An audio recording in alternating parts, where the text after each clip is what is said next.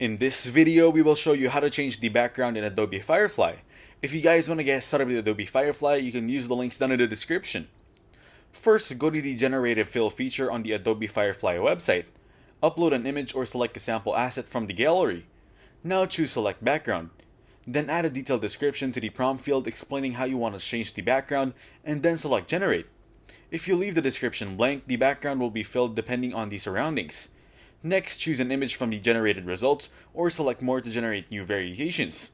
Select Keep to continue with the selected image or select Cancel to discard the variations.